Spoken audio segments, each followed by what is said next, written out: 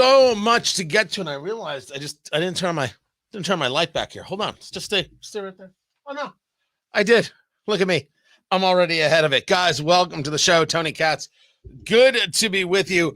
A ton to get to. Huge news day with the failure of impeachment, with the stepping down of Ronna McDaniel, and then what is Trump doing with Bud Light? I have questions about that. We'll get to that as the radio show comes in, and we'll make it happen. Guys, glad you're here.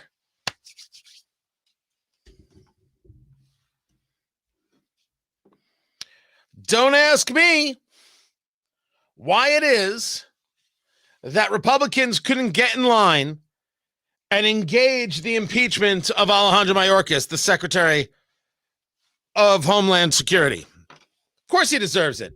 What's the rational argument? The irrational argument is, well, you don't like him? This is impeachment we're talking about.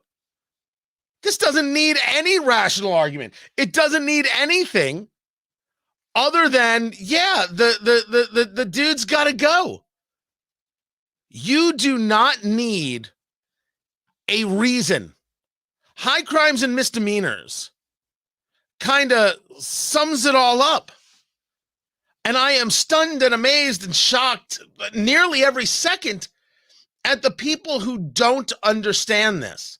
The people who somehow think that I have to prove to them, or the Republican Party has to prove to them, anything other than we have the votes, we're going to get this done. Now, in the case of Mayorkas, how do you not know this is bad stuff? How do you not know there's been failure at the border? Well, your problem is you won't pass this legislation. This would have protected the border, but you just want to go after Mayorkas because you really want to go after Biden. I like what you're saying. I think I could find a way to accepting this deal. If you want to talk about the impeachment of Joe Biden, I'm more than willing to have the conversation. If that's the way you want to go.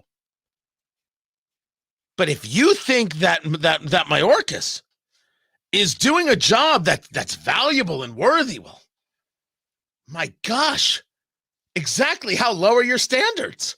Tony Katz today. What is going on, everybody? Find everything over at TonyKatz.com. The phone number, 833-468-8669, 833-GOT-TONY. That's how you get to be a part of the show. This is Congressman Moskowitz. I think he's out of Florida, discussing, here's the problem with the Republicans. This continues the chaos of the 118th Congress, which so far, for its historical purposes, has expelled the member and removed the Speaker of the House, which hadn't been tried in over 100 years and actually had never been accomplished. In this vote, they're trying to remove a cabinet secretary, which hasn't happened in 150 years and in fact failed. I mean, look, they should always believe that Democrats are going to have all of their members. Mm-hmm. This idea that, they thought we were down one so they could get it passed, that's amateur hour, okay? They should always believe that every Democrat is going to be in the room, and they should plan for those contingencies, but they didn't. And so now it's an embarrassment. Look, there were a couple of Republicans there that still believe in the Constitution and the fact that you have to have a high crime and misdemeanor. They may not like Secretary Mayorkas. They even think he might have been doing a bad job. But that is not a rationale for impeachment. We might recall, by the way, former President Trump hated like half of his cabinet secretaries. Rex Tillerson was dumb as rocks. His attorney general, Jeff Sessions, he hated. No one was talking about impeaching them because the president didn't like them or Congress didn't like them and the American people didn't like them. So, this unfortunately just continues the chaos of the 118. First, Mr. Moskowitz should note that no one minds the chaos. Look, there are things that have happened in this Congress and time has been wasted. And let me say, as clear as day, the people who are like, we have to get Kevin McCarthy out as Speaker, you gained nothing from it. It was a terrible move. It was a terrible political move. It was a terrible strategic move. You gained nothing. You lost members, and now you can't get votes passed on impeachment. Good work.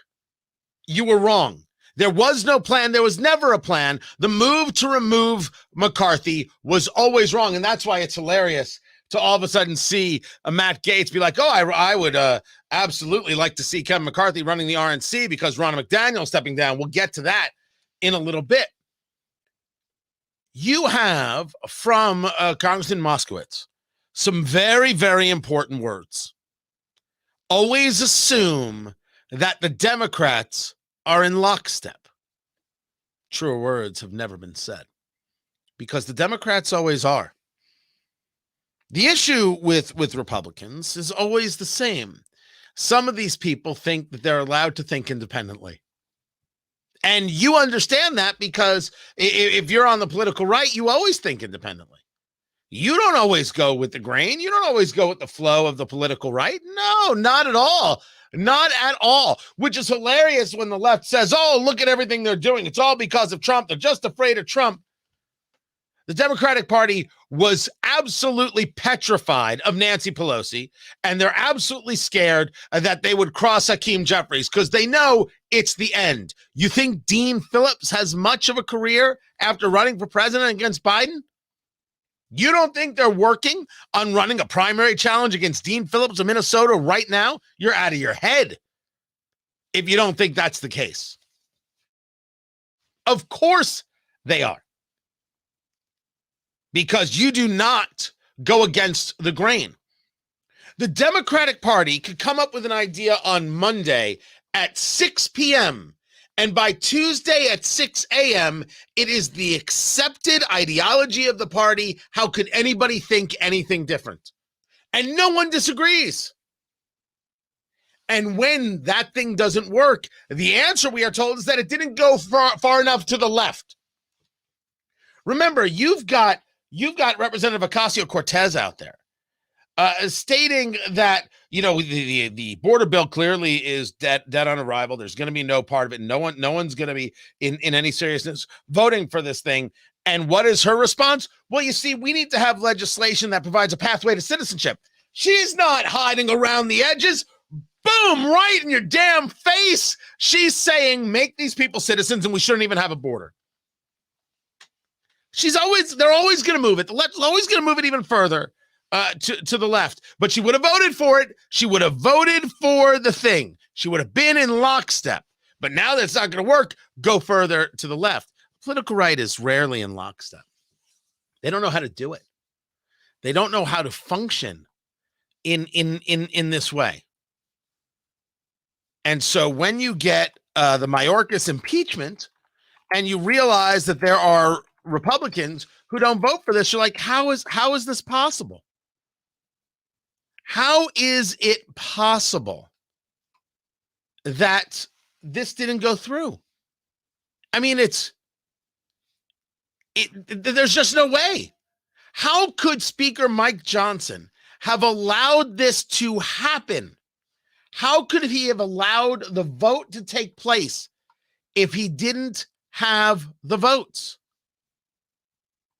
You would think that there's no way that the Democrats would do this, because there is no way that the Democrats would do this. They wouldn't bring something to the floor that they didn't know that they had, lock, stock, and barrel.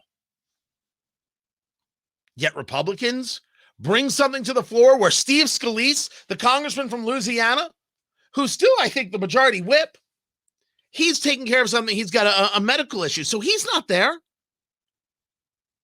And you still bring it? By the way, if McCarthy was the speaker, McCarthy would still be there. Lord only knows if George Santos would still be there, and you may have well had the votes. In this case, you lose 214 to 216. You've got 3 Republicans who voted against it: McClintock, Buck, and Mike Gallagher. Now, I thought Mike Gallagher was the vote about a procedural vote that would then allow this to come back. That's what I thought Mike Gallagher was. Maybe I had that wrong, because Mike Gallagher's been taken on the chin. I'm like, I don't get it.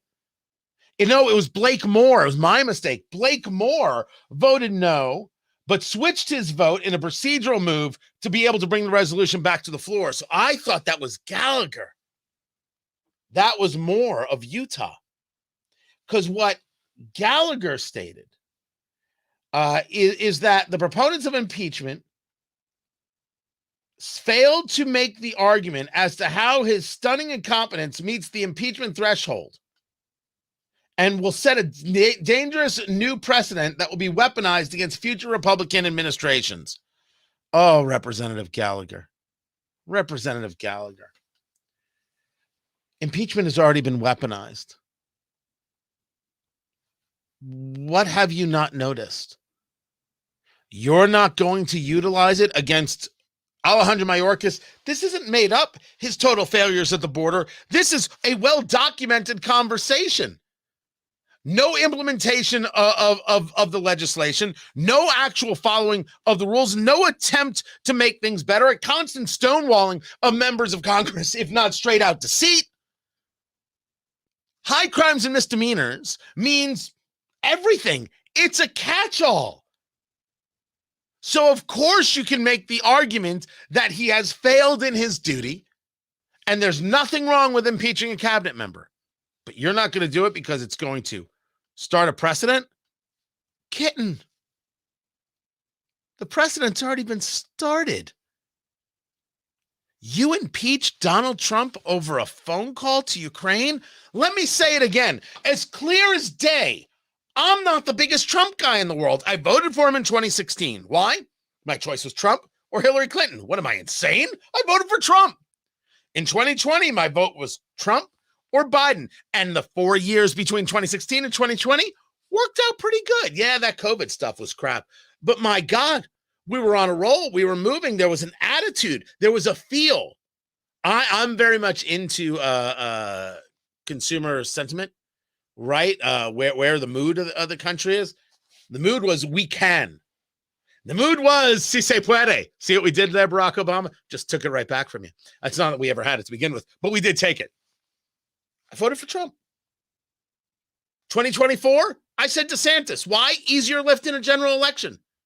I get all of the skill set, and I don't get any of the distractions. It's easier to win a general election. This is who I am. I logically break it down. You know what the people said? Nah, I'm going to get into the whole Nikki Haley thing coming up. Oh my God! It'll be for those of you watching live stream. It'll be on the radio show. You can stream that at wibc.com. This Nevada thing. This Nevada thing where Nikki Haley loses to all of the above or none of the above. Yeah, it was the Nevada primary, and none of these candidates was one of the options. Got 60% of the vote, and Nikki Haley got 30%. That is rough. But it's only a one-day story. But I'll explain why. Of course, I voted for Trump. My point to you here is that I am not the biggest Trump guy. But is there anybody who's going to question whether or not the first impeachment was nothing but criminal insanity? You hated the dude and you wanted to attack the dude. And Adam Schiff lied. Congressman Adam Schiff of California is a liar and a fraud. He never had any proof regarding Russia, but he said so with Chuck Todd on Meet the Press, or at least on NBC. He said so on multiple news outlets. He never produced it. He never showed it. He lied. So now I go back to Congressman Gallagher. You think that only if Republicans do it, will it be used against Republican administrations? No. It's always going to get used against Republican administrations. That door is opened. You can thank Harry Reid for that and the nuclear option when it came to Supreme Court justices. Mitch McConnell said, you will regret this. Maybe not today, maybe not tomorrow, but you'll regret this. Sure enough, Harry Reid regretted it. Harry Reid lied about Mitt Romney not paying his taxes. You may not recall. In the well of the Senate, he said that Mitt Romney did not pay his taxes. And when was asked about it, he said, don't ask me, ask Mitt Romney.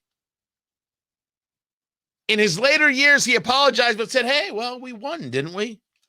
You want to talk about a lowlife of a human being, Harry Reid. And by the way, I still call the airport in Vegas McCarran because I am not flying into Harry Reid anything. What a lowlife of a human being. You haven't figured this out yet? The left does absolutely anything it wants and somehow thinks they have to hold you, the political right, to a standard. Now, I'm a guy who believes in the standard, But I understand the argument all too well that the right is sick and tired of getting its butt kicked because they're always holding to a standard and the left does anything it wants. There's nothing wrong with impeaching Alejandro Mayorkas. He's bad at his job. And shame on Buck, and shame on McClintock, and shame on Gallagher for not figuring this one out. They're as wrong can be. But this is about Mike Johnson, the speaker. This is about Mike Johnson not actually making sure he had everything together. You couldn't wait a week. Get Scalise back. You couldn't wait a week. Work on some of these guys. Teach them what is.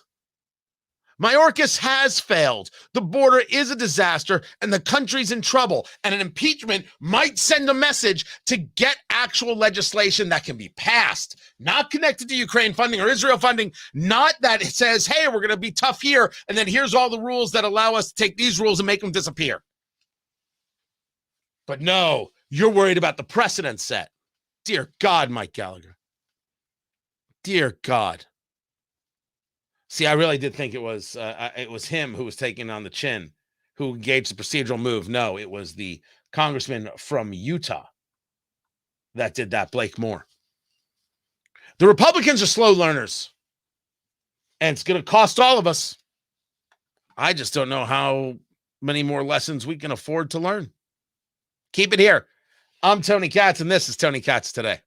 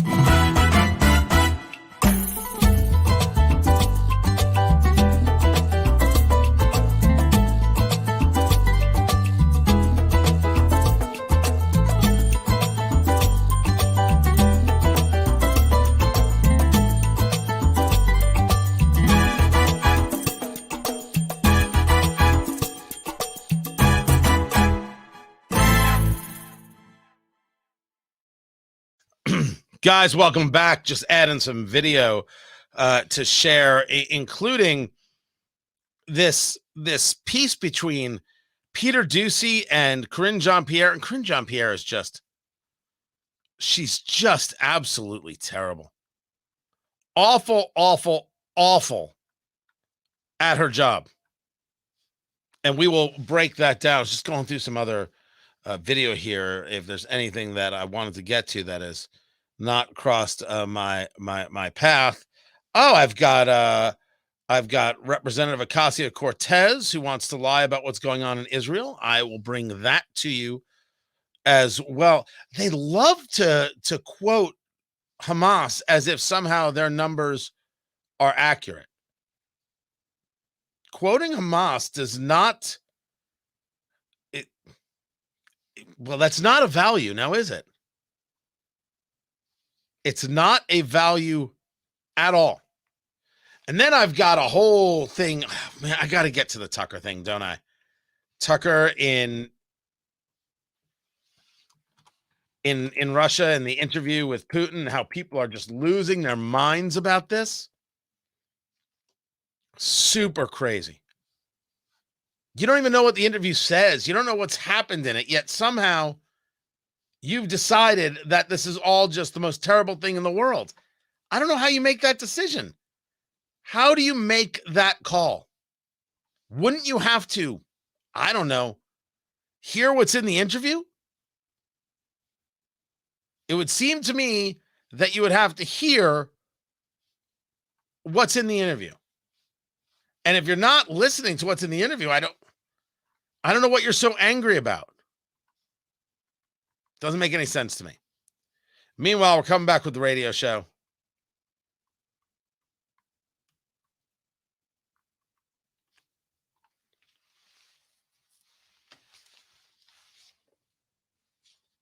Is it time for Mitch McConnell to go? I think it is. I love that. Ted Cruz, like, yeah, I think it is. Is it time for Mitch McConnell to go? I think it is. Well, the moment comes for everybody. Eventually, the dude's got to go. And why shouldn't Mitch McConnell go? But the question is, for what reason? Why is Mitch McConnell now the ire? He didn't go for this border deal. He's a no vote on it. You allowed it to happen. Tony Katz today. What's going on, everybody? Find everything at TonyKatz.com. You allowed it to happen. And we should be clear. You quite literally sacrificed James Lankford. You put him out on a plank for no reason whatsoever. I had a bunch of things to get to, including how Karine Jean-Pierre responded to the Mitterrand's question. If you want to know how in denial this administration is about Joe Biden, I've got that coming up. The border deal is not a good deal. It wasn't a good deal. And the reason it wasn't a good deal is not that it didn't put forth an idea. It's that throughout the legislation, which has now been read, it engaged caveats that would prove that the enforcement of said legislation was not trustworthy. If you're going to, never mind that if you're going to say you can have 5,000 asylum encounters at the border and then a shutdown occurs, why is the number 5,000? But if the Secretary of Homeland Security can simply provide asylum ad nauseum, at their will, at their whim, then we're left with this question of, well, what the hell is the legislation? What does that actually do? If you tell me that if you want to engage a lawsuit about the legislation and it can only happen in Texas, I mean, not in Texas, in D.C., you can't. Texas is where a lot of this is happening, but the Texas courts have no purview. It's only a D.C. court. Sounds to me like you're trying to stop people from addressing issues that they may have and prevent them from being able to exercise their legal rights through forcing them to D.C. and some measure of added cost. If you tell me that the president needs this legislation to solve the problems at the border when the president can shut down any part of the border anytime the president chooses, you're lying. And if the legislation is so strong on its own, why is it attached to Ukraine funding or Israel funding? Why would Mitch McConnell put James Lankford, the Republican from Oklahoma, out on that limb? I don't know. But if Mitch McConnell has to go, I think we're all fine with it. I'm Tony Katz. And we should be. We should be all fine with it. There's only so much that could be that you should accept. And leadership needs to change. Remember, if Nancy Pelosi hadn't decided to walk away from being speaker, or being in charge of the Democrats, she'd of course still be in charge of the Democrats, because We only saw a couple people challenge her in our lifetimes, and they had their asses handed to them. I mean, they just got the crap kicked out of them. So that's how they work. I get that to be a leader isn't easy, and it's trying to keep people corralled, and there's a tremendous amount of fundraising that goes on. I get that, but you also get to decide the game. You get to decide the system. And if you're not going to utilize it to a level of advantage, if you're not going to put yourselves in a position to win, you're not necessary. None of this is necessary. He's not necessary. So yeah, he's gotta go. Now, forgive me, excuse me. I gotta find the Biden Mitterrand clip. Oh, it's a 1-2 punch. It's a 1-2 punch. I wasn't gonna get to it now, but I think I'll get to it now. Let me see if I can find it. There it is. Just grabbing some audio. Joe Biden. There you are. And then I can get that in here. So the live streaming, man, I don't know what that cough is. I'm convinced it's allergies. I am convinced that it is allergies, and that's what I'm going to stick with, because I mean, I feel fine. I feel totally fine.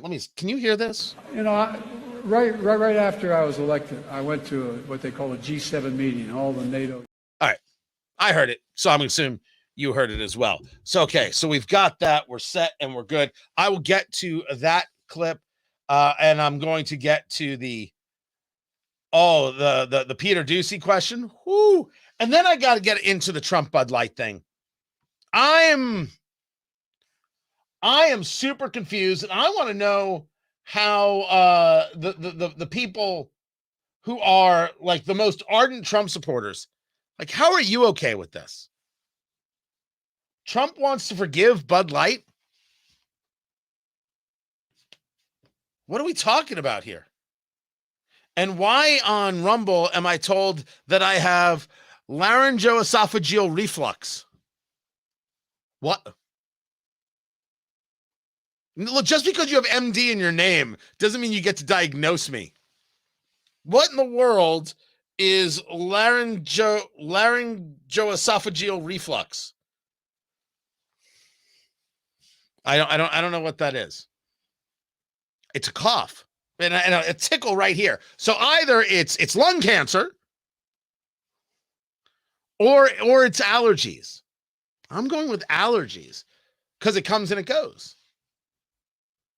That's my official take. Oh, it causes a dry cough. Okay, so it's nothing serious. Well then, okay, you get to stay. Thought that I was being diagnosed with something very serious and very dangerous. My goodness gracious. We're going to come back to the radio show. You guys know we've got a radio show connected here. I will bring that to you. It's coming back in about 15 seconds. We'll go from there. And get to that. Get to that.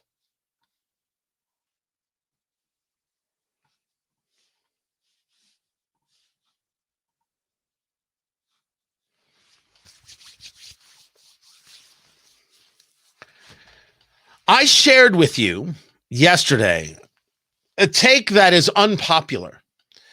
I've been accused of this before in my life. Tony Katz. Tony Katz today. What's going on, kitten? Find everything at TonyKatz.com. Live streaming at Rumble and at YouTube, Facebook, although Facebook is terrible because Zuckerberg's terrible. But if you want to leave a comment there, you can. The phone number 833-468-8669. Would love to hear from you. Find everything we do at TonyKatz.com.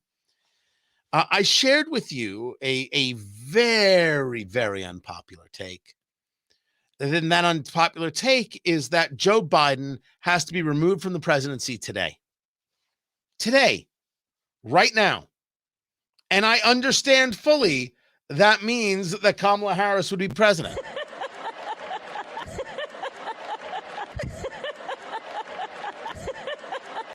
I get the issue. Don't think that I don't. But it is clear that Joe Biden's not okay. I'm not a doctor. I don't get to diagnose. That's fine. That guy's got dementia. That guy is forgetful. That guy doesn't know where he is. Go on. Come at me. We're going to deny this? I can diagnose my own mother, and I'm not a doctor. I can diagnose Joe Biden from this far. That's not okay. The thing that has pushed me over the edge, because I'm not saying anything that we haven't said and you haven't said on the bar stool, and the conversations have been everywhere. The thing that has pushed me over the edge was this from the other day, as Joe Biden tells a terrible story, a boring story regarding, a meeting he had shortly after he became president. Listen. You know, right after I was elected, I went to what they call a G7 meeting, all the NATO leaders. It was in the south of England. And I sat down and I said, America's back. And Mitterrand from France looked at me and said, you know, how long are you back for? That's a terrible delivery of a joke. How long are you back for? The story here is that Francois Mitterrand, the former president of France, passed away in 1996. Joe Biden corrected himself when saying Mitterrand was from Germany and saying he was from France. See, that's a slip of the tongue. Mitterrand's been dead for 30 years. And there's the president of the United States saying I had a conversation with him. What are we doing? How are we pretending? I agree it will be easy to beat Joe Biden going in to 2024. Sarah, would you do me a favor? Would you get me the screenshot, the graphic of Biden's unfavorables? Because they're huge. Biden's unfavorables are huge. No one thinks this guy is up to the challenge.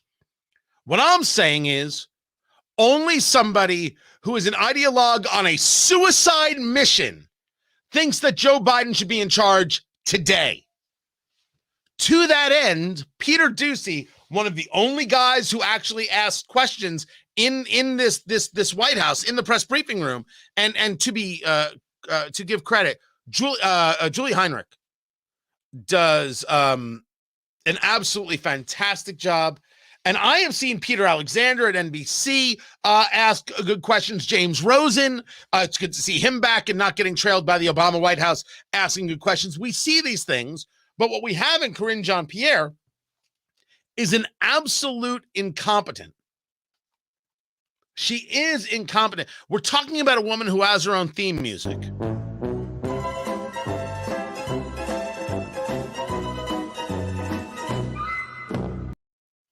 She's not bright. She's not good at the job. She's terrible. There are no answers. There is nothing more than just pablum that comes out of her mouth every time she speaks. And every time she speaks, she needs that binder. She needs to refer back to what it is she's supposed to say. She is asked by Peter Doocy about this Mitterrand question. How is President Biden ever going to convince the 3/4 of voters who are worried about his physical and mental health that he is okay, even though in Las Vegas he told a story about recently talking to a French president who died in 1996? I'm not even going to go down that rabbit hole with you, What? sir. What is We're the going rabbit to hole? go ahead. He said go he ahead. talked to Mitterrand. Go ahead. in- You saw the president in Vegas, in California. You've seen the president in South Carolina. You saw him in Michigan. I'll just leave it there. Go ahead. Go ahead. Peter Doocy's question was valid. Karine Jean-Pierre calls it a rabbit hole, then turns to call on somebody else. And when answering the question, you saw him here, you saw him in California, you saw him in Michigan, I'm not going to go down that with you. She doesn't even look at him. It's not a rabbit hole. And honestly, who the hell is she to say that it is? We see you. Don't you get that we see you? When you ask yourself, or you might say to yourself, to a friend, or my God, how much do these people hate us? The answer is a lot. They absolutely hate you, and they believe you to be a fool. And most importantly, they don't believe that they have to answer a single one of your questions. They don't have to do anything. They can lie to you over and over and over again, and it's okay. And when reality comes to kick them directly in the face, this is Biden's unfavorables. Biden's unfavorable is 15.3. That's the spread between favorable and unfavorable, which means his unfavorable rate is 55. His favorables are 39.7. That's in the Real Clear Politics average.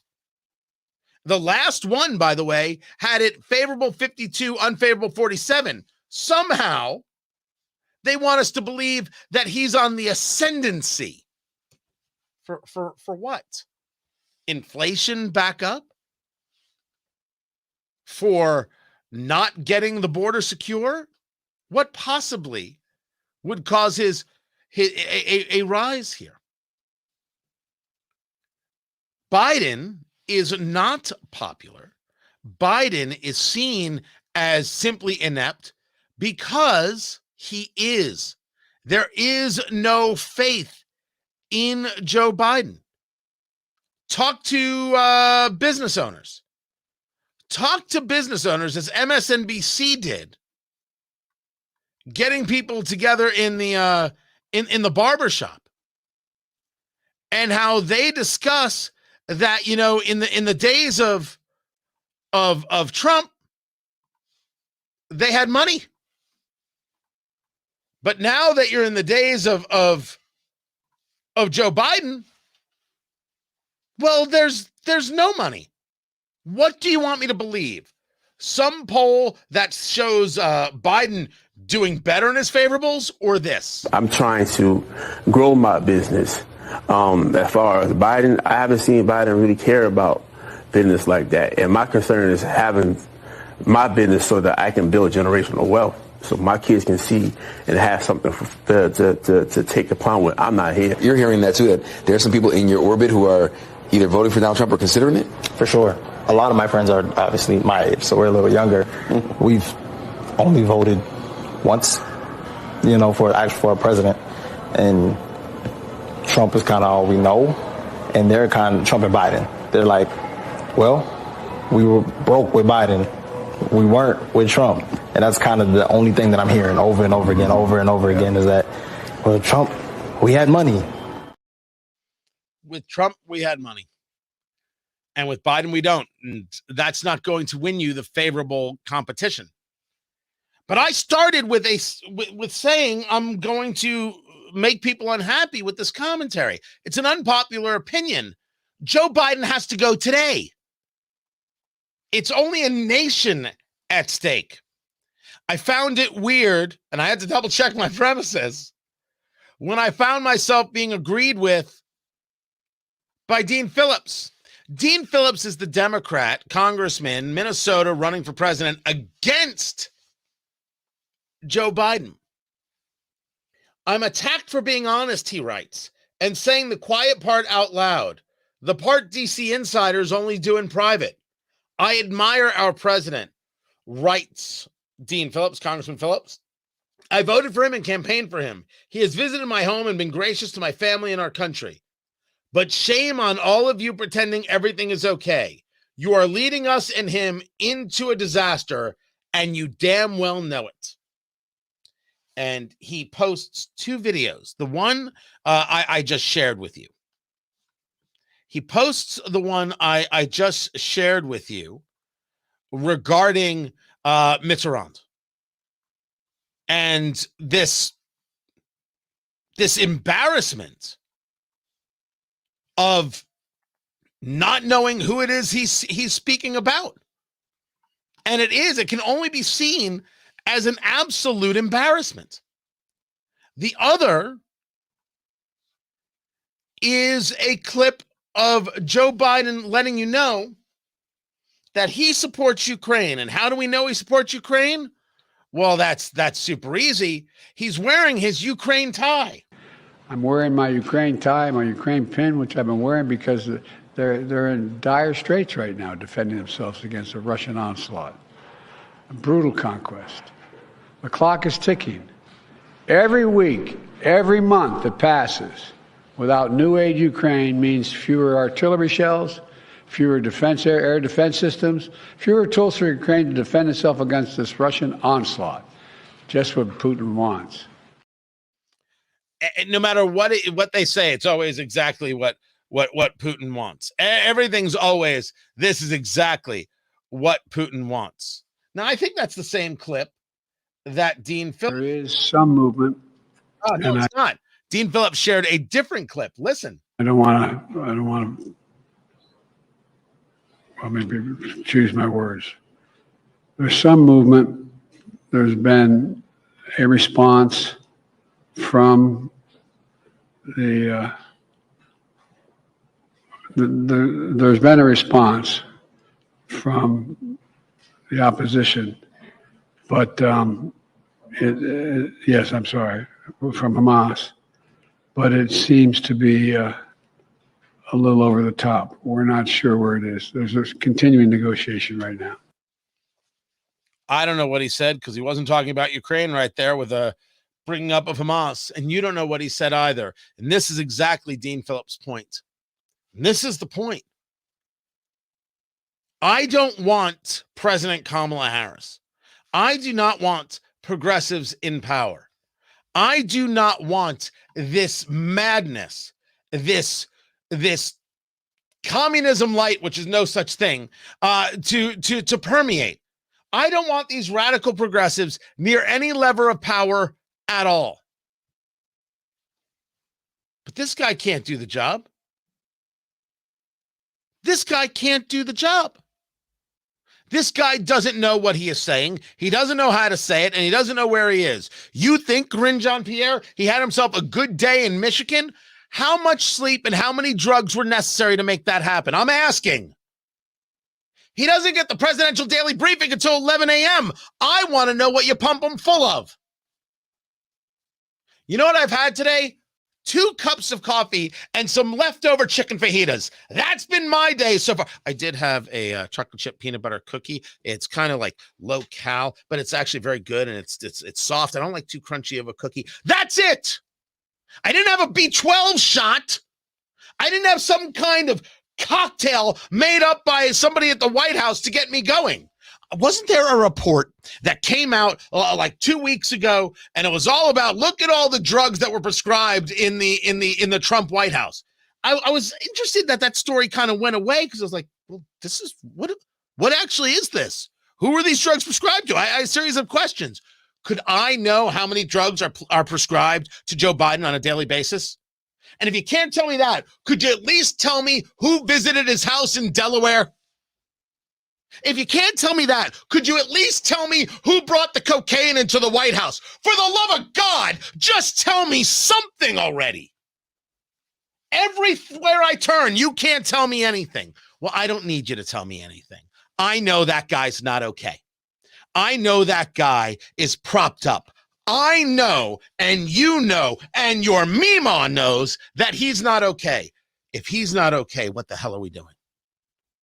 Why are we pretending like somehow it's rational for us to think we can get through to the election?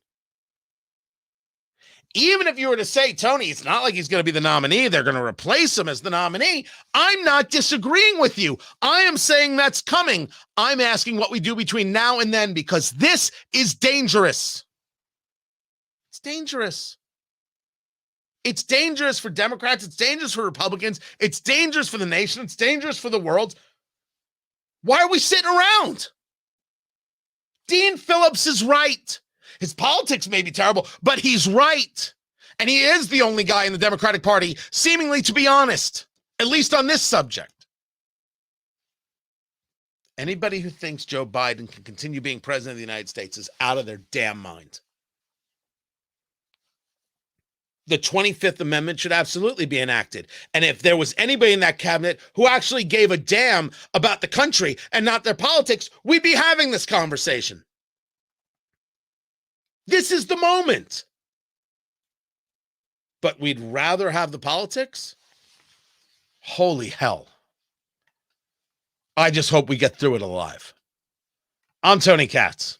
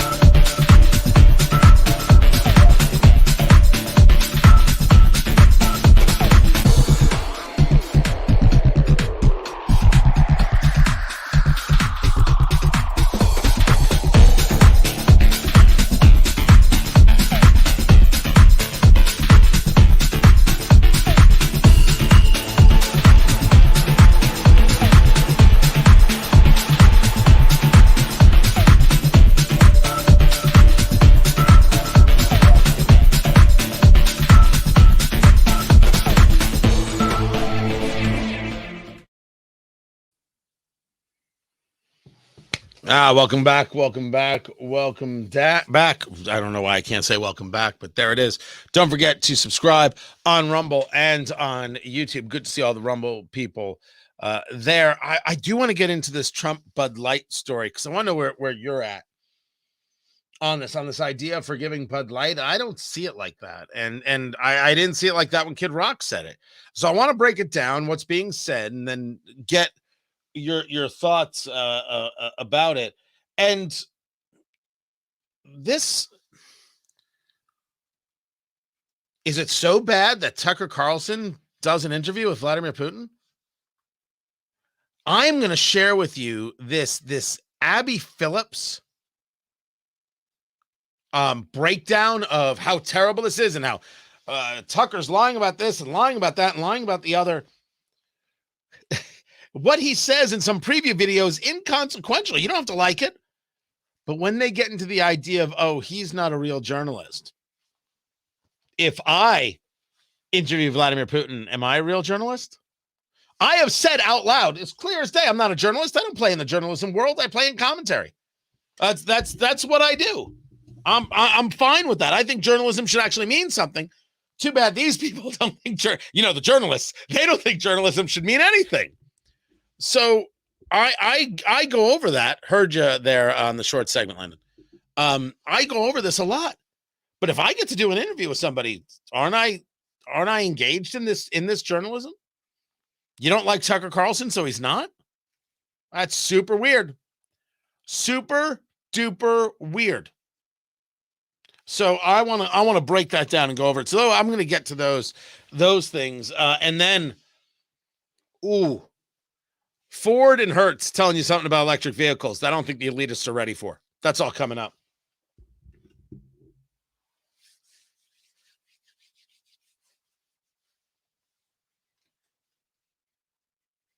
So I want to get into this Tucker Carlson story regarding the interview with Vladimir Putin. I'll get to that coming up because people are very, very angry about this. And I don't know how you get angry about something that you haven't heard. You have no idea what's been said. What are you remotely getting angry about? And then Trump is saying that we should forgive Bud Light. Why? Anheuser-Busch deserves a second chance. Why is that? I've got that coming up. Keep it here. This is Tony Katz today. So with that, guys, we've got the break for the radio side. It's just a quick segment there, and so we take the break, and then we'll come back and we will get into it. I am glad that you're here. Kick back, use the bathroom if you have to, because these things happen, and we'll be back in a few minutes.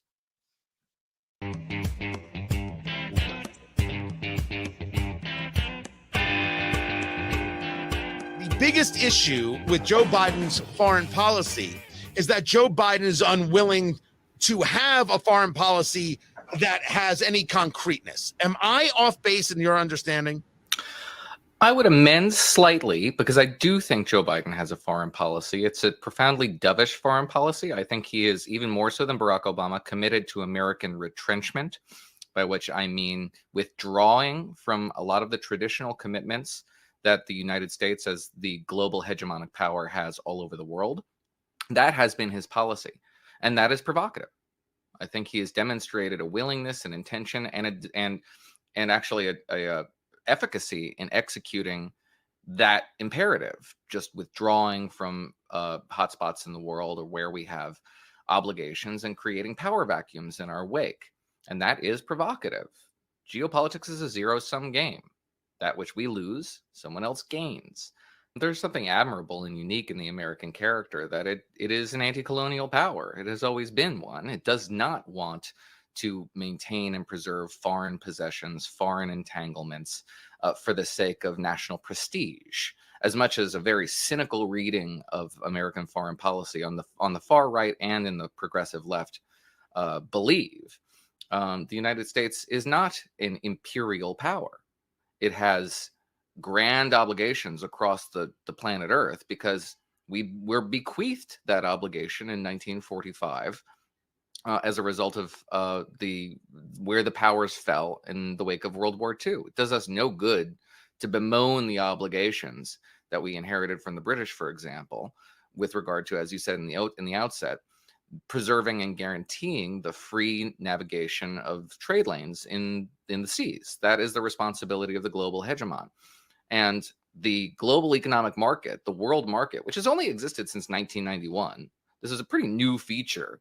It existed until 1914, took a big long break, and then came back in 1991 and has produced unparalleled prosperity and a dramatic peace, a peace that the world had never previously known. Go look at how many people died in wars prior to the beginning of this century and the end of the 1990s. It was a lot more than we have today. As much as we think the world right now is so unstable and there's wars everywhere and people are dying all over the place, that is an ahistorical reading of our current environment. Right now, we have an unprecedented level of peace and prosperity across the planet, which has lifted billions of people out of poverty. It's a miracle. And anything that comes after it will be suboptimal relative to our current condition. What you would hear politically is withdrawal from Afghanistan, absolute failure, got Americans killed and left hardware by the billions for enemies to utilize.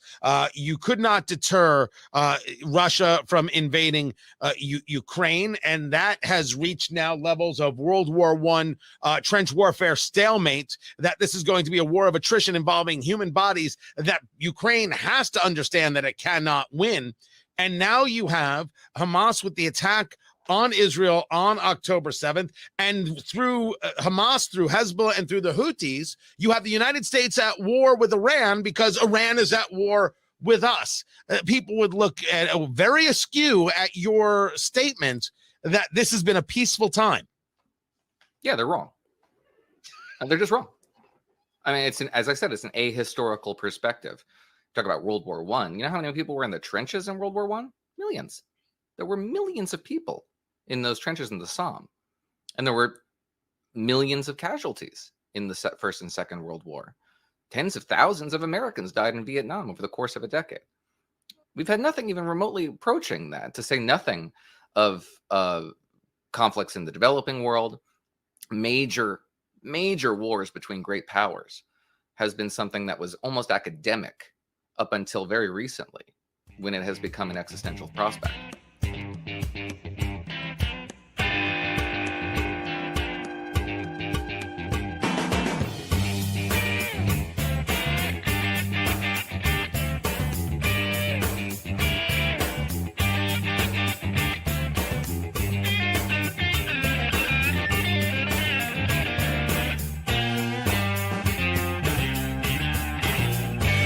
Being in this business and being on the side of the aisle that I'm at, paying attention to how tech does silence people has been a big story, and watching Elon Musk free at least Twitter in that regard has been unbelievably helpful. And we see mainstream media be very angry about it.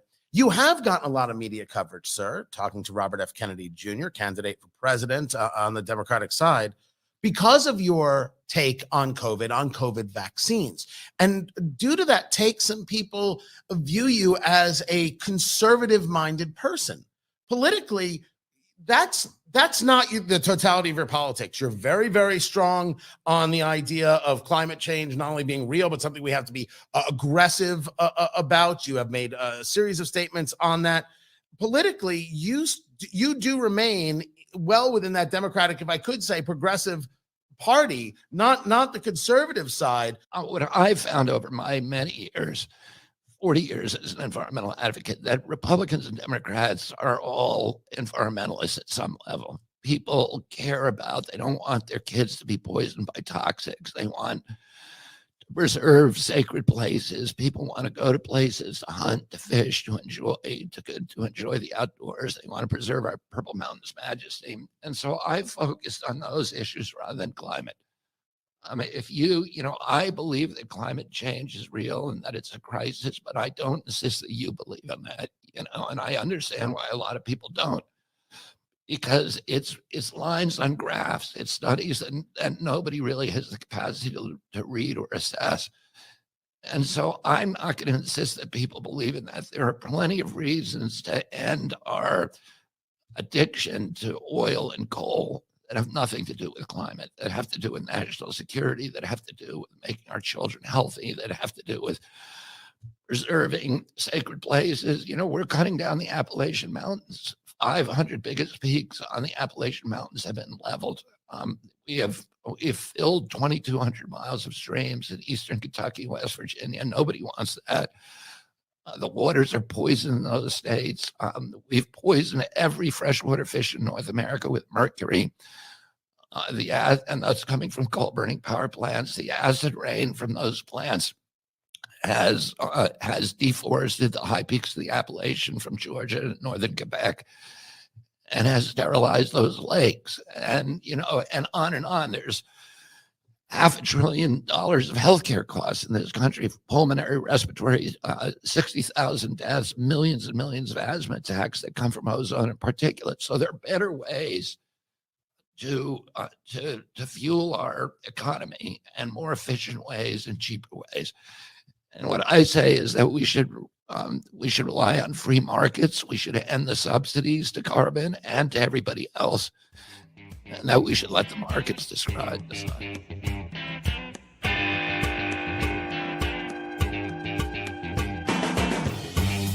And there it is, guys. Welcome back to the show. Tony Katz, good to be with you. The show is called Tony Katz Today. It's a radio show that we also stream. So we're waiting for the radio show to come back to us. Right now, we air across Indiana. Our main station is Indianapolis, WIBC 93.1 FM. We're heard in Bloomington, which is south of us, Muncie, which is north of us, and we're building out across the country. Of course, the weekends are heard across the country in Atlanta and Tulsa, St. Louis, Detroit, going very, very well there. And then, of course, I do this. It's called Eat, Drink, Smoke, cigar and bourbon, a review show, lifestyle show, which is heard on 65 stations across the country. On weekends, you go to eatdrinksmokeshow.com for that. So we do a lot of things, a couple of books, a book on bourbon called Let's Go Bourbon, and a book on barbecue called Let's Go Barbecue. I think I have a copy of the bourbon. That's what the bourbon book looks like. That's right. Check that out. Check that out for yourself. And then we've got one that looks like this, but it's red, and it's Let's Go Barbecue. And so you can get that at Amazon.com. So I wanted to get into the 1-2 punch regarding the insanity over Tucker Carlson. What is the issue that he has an interview? Is this really an issue that he did an interview with Vladimir Putin? Shouldn't if to the extent that there's any issue, wouldn't it be about what the interview is about? That doesn't seem to be it. And then it's Donald Trump on Bud Light. I'm going to get to both those things as the radio show comes back right now. Don't forget to subscribe wherever it is that you're watching. Appreciate that.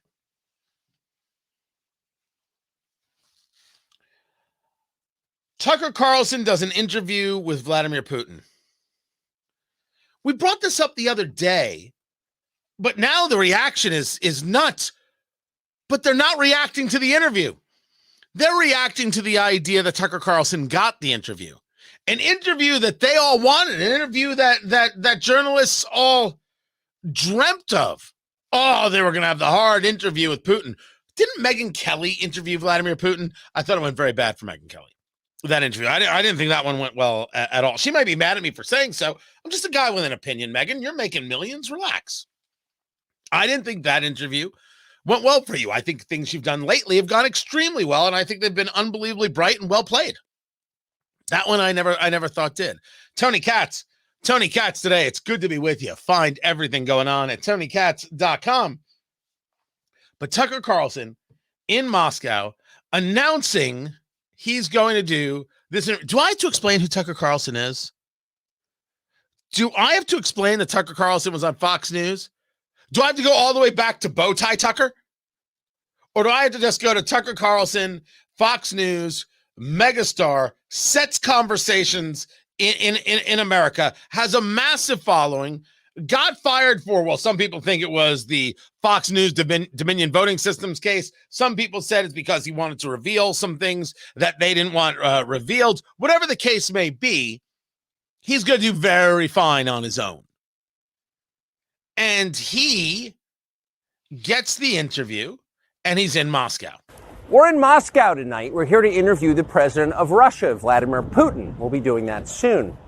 There are risks to conducting an interview like this, obviously, so we've thought about it carefully over many months.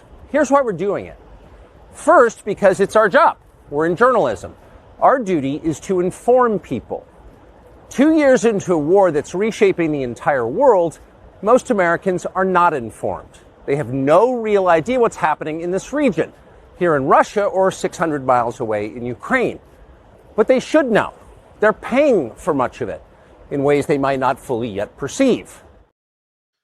So one could take from that part of the tease that Tucker, who has, I don't think I'm speaking out of turn here, doesn't believe we should have any play in Ukraine whatsoever. Certainly doesn't believe we should be sending any money. Doesn't believe we should be sending any troops. I also don't believe in sending any troops. We shouldn't be connected. This isn't our fight. This isn't a big deal. This isn't our problem. Why are we involved? I disagree with him. Just for the sake of the conversation. But that's his take.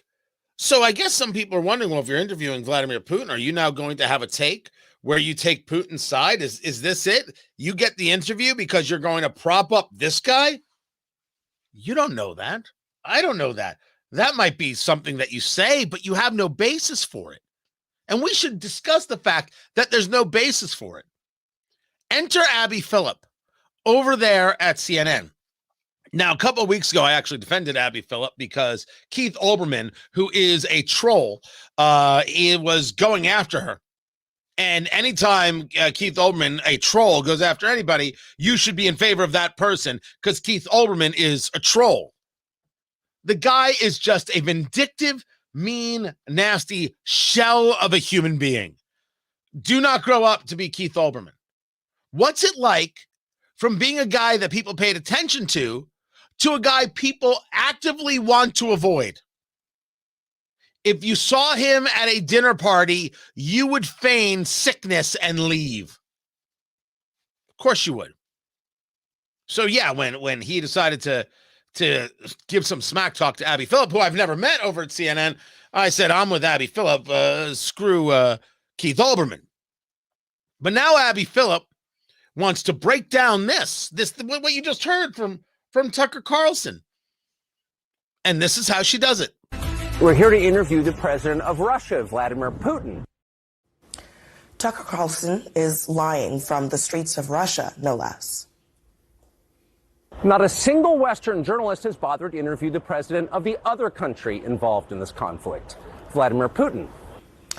That's a lie. Serious news outlets, including CNN, have requested Putin to interview over and over again. Most Americans have no idea why Putin invaded Ukraine or what his goals are now. They've never heard his voice. Another lie. Serious news outlets, including CNN, have covered and, of course, reported on Putin's words since this war began, including one of his baseless justifications for the invasion of Ukraine, which he initially claimed was to stop the Nazis. First, because it's our job. We're in journalism. Tucker Carlson is not a journalist, not even close. And his former employer in a court case actually agreed, quote, the general tenor of the show should then inform a viewer that Carlson is not stating actual facts about the topics he discusses and is instead engaging in exaggeration and non-literal commentary. Abby Phillip could engage all of the conversation she wants about Tucker Carlson not being honest. And certainly one could say, you don't know what other reporters have reached out. You don't know what reporters have reported on. To say that nobody has discussed the words of Vladimir Putin, you can refute that. And nobody should give Abby Phillip nor CNN or anybody else any grief for indeed refuting those statements from Tucker Carlson. But Tucker Carlson's not a journalist because of something that was said by his former employer? What? People can't change careers? Is this your argument, Abby Phillip? I have made this statement before. I've made this argument before, and I'll do it again. Mike Tyson raped a woman. Now, that's not a statement that is going to lead to defamation. These are the facts, and the man went to jail. And it happened in my beloved Indianapolis. Mike Tyson raped a woman. Mike Tyson got a Broadway show. Mike Tyson has a cartoon. Mike Tyson has been in movies. Mike Tyson, I just saw an email sent to me, is now getting into esports, and the iconic name Mike Tyson. He raped a woman, and now he's cultural icon and mogul. My question to Abby Phillip is, people don't change? People don't make pivots? They can't do something new? They can't try something new? His former employer said, honestly, Abby Phillip, who gives a good holy damn about what Fox News said? And if we're going to engage a conversation about former employer, you'd be referring to a former show, not what he's doing now on X. You had an argument until you decided to take away your argument because you, Abby Phillip, decided to play the role of Keith Olbermann, who is a troll. Your jealousy's showing, and it's gross. I have absolutely no idea what's in this interview. And if this interview becomes some kind of love fest for Vladimir Putin, you better bet your bottom dollar I'm going to be a guy saying, what the hell am I looking at here? And I'm going to be a guy who would have a lot of issues with the political right if they were like, oh, this is so important. But that would all depend on what we saw.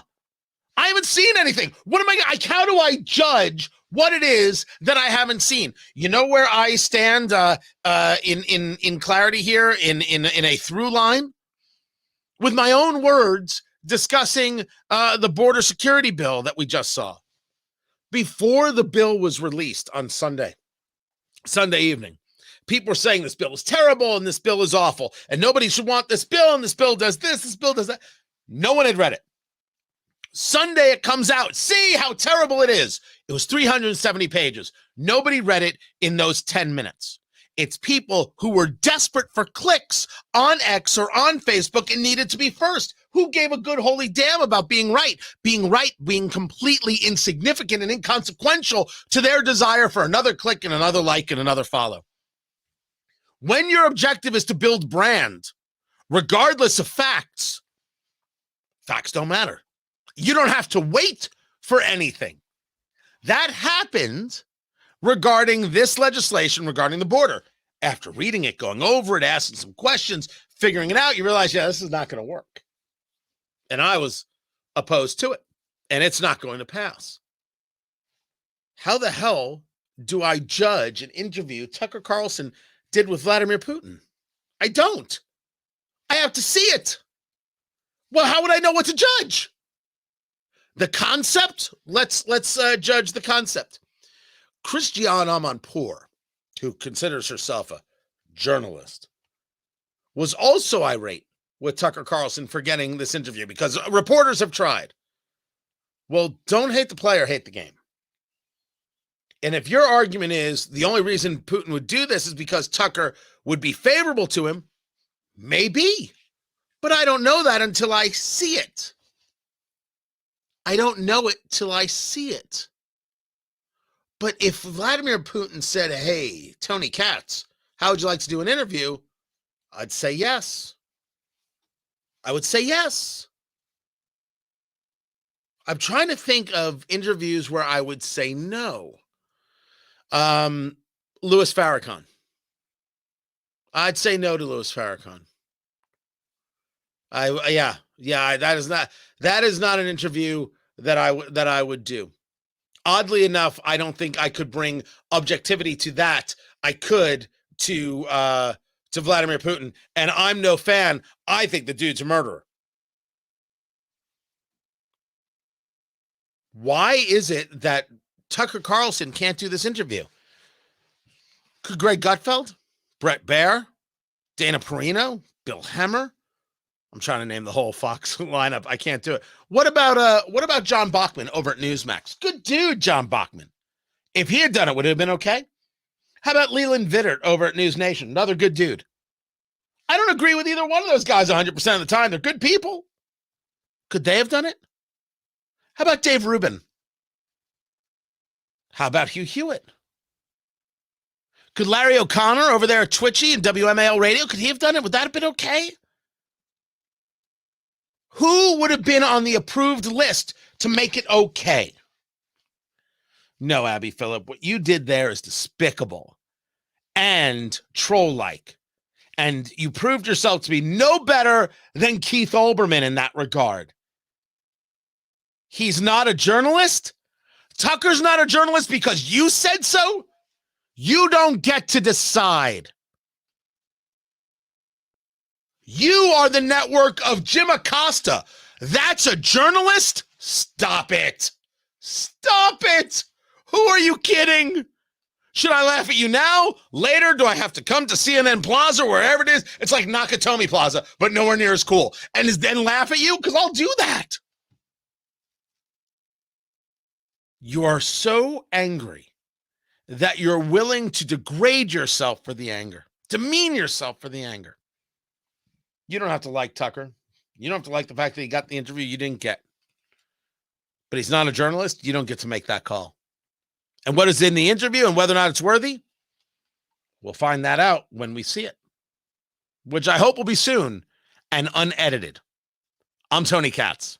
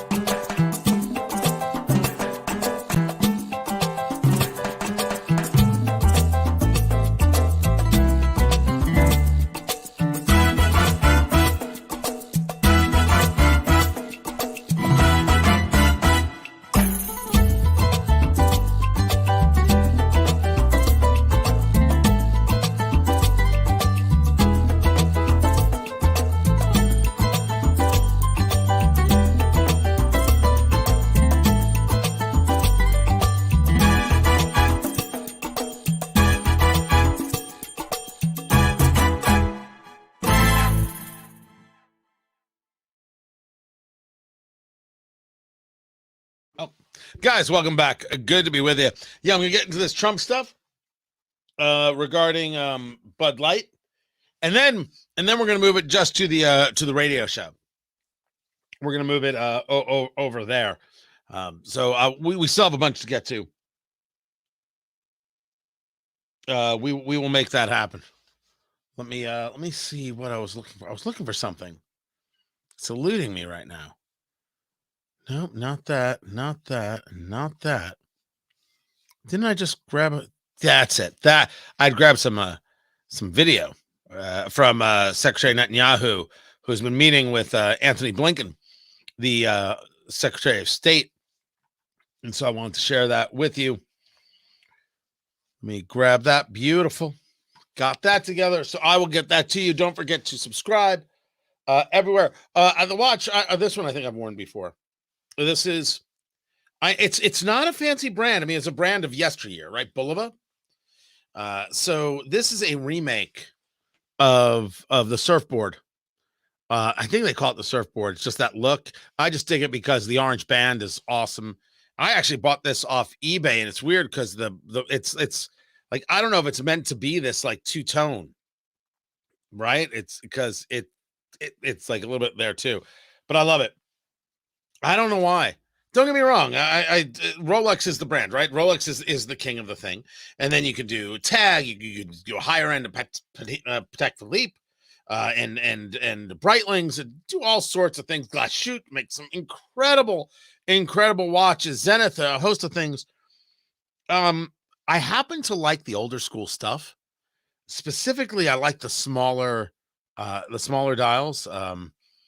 The stuff that's like the 44s and bigger, I think it's too big for the rest. So, and I don't know why. This style I dig it. Radio show is back. Let's talk. Benjamin Netanyahu meeting with the Secretary of State, Anthony Blinken. Netanyahu is the Prime Minister of Israel, and speaking clearly. Now we are in Khan Yunis, and we have guided the IDF to go into these last strongholds of the Hamas. Here again, when the time comes, the IDF, according to international law, will enable the civilians a safe passage outside these areas. The destruction. The translator, unmistakable, that Israel's figured out something that I believe they should have figured out. The world's going to hate you anyway. You might as well put an end to these terrorists. And that is exactly what I'm hoping they do. Tony Katz today. Good to be with you. I was dumbfounded by this story regarding Trump. Trump says Americans could give Bud Light, their parent company, should give Bud Light and Anheuser-Busch a second chance. And I found myself saying, "What a second chance about what?" Bud Light hired Dylan Mulvaney, who is a man. I'm not angry when I say it, but I do say it with clarity because some people might be confused. Dylan Mulvaney is a man. Dylan Mulvaney will always be a man. Dylan Mulvaney will die a man. Live a long life, Dylan. You can call yourself Dylan. I'm not going to tell you no. But not a woman. But plays this part of a woman, not even a woman, plays this part of like this prepubescent girl playing dress up and has gotten endorsement deals and brand deals and has been named Woman of the Year. It's a man. It's so abusive to women. It's hard to fathom. And of course, ended up with this kind of brand ambassador deal with Bud Light, where the then vice president said, Bud Light was too fratty and it wasn't really reaching out. It was kind of, in this potty humor, and we had to make it light and bright. No, Bud Light is what you drink because it's cheap and easy and you want to get a buzz on. That's why people drink Bud Light. That's why they drink it in college. That's why they drink it at the local bar. And the last thing these people want is politics. They're not bad people. They just want to have a beer. And you threw politics in their face. You punched them in the face with it and said, how dare you not accept us? It was gross. It was despicable. It was less than. And people said, I'm done. I'm out. And then Kid Rock was shooting up Bud Light. People pulled it out of their bars, and some people kept it in their bars. And it became a thing. But Bud Light felt it. Anheuser-Busch felt it. They felt the sales go down.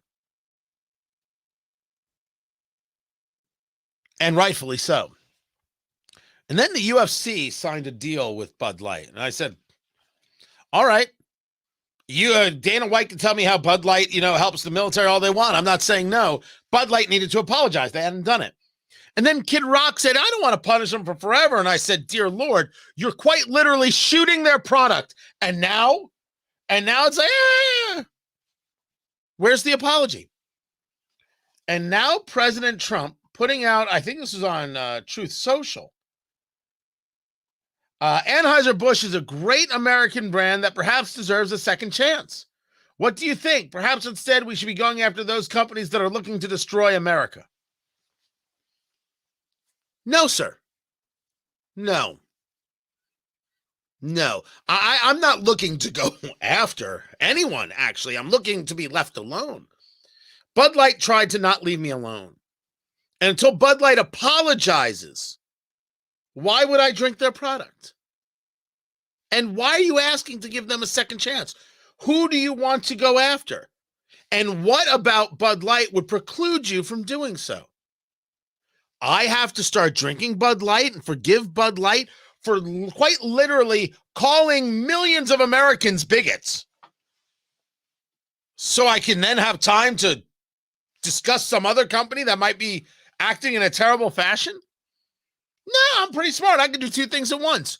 So why not explain to me why, Mr. President, you're doing this? Why? Because I don't feel any need to do this. Some people are asking, did the boycott work? Is it time to forgive and forget? The people asking for forgiveness should be Anheuser-Busch. The lesson needs to be with Anheuser-Busch. You attacked your consumer and you called them bigots. You said acceptance wasn't enough. You must celebrate this. Here, we're going to put this man who pretends to be a child, a little girl, and is trying to erase women on our cans, or at least on one, and you have to celebrate this. I don't think I want to forgive that. I think that's a cautionary tale that we should keep teaching. Maybe President Trump has friends at Anheuser-Busch. Maybe they want to be sponsors. Maybe they want to be donors. I don't know. But nah. I mean, you can forgive if you choose. I don't get to decide for you, but you think a lesson's been learned? If so, where's the apology? I'm Tony Katz. Now, maybe there's an apology out there that I missed. But considering how many times they make President Trump state this about white supremacy and that's about white supremacy, how many more times are you going to say as opposed to white supremacy? Maybe more than once, Bud Light can apologize to the people they insulted. Meanwhile, guys, gotta run. The work continues. I appreciate y'all being here. I appreciate you being a part of the show. Hold on. John is waiting for me to apologize for forcing cigars on you. Hold on, John. No. And I never forced a cigar on you. My name's not Bill Clinton. But I do like cigars. I do appreciate the art of cigars. I do believe in worldwide trade and helping these nations with cigars. And I apologize for nothing. Glad we had this talk. Always good to see you watching the show. I will catch you guys. Oh, yeah, tomorrow. We're back on tomorrow. I will catch you guys then. Take care.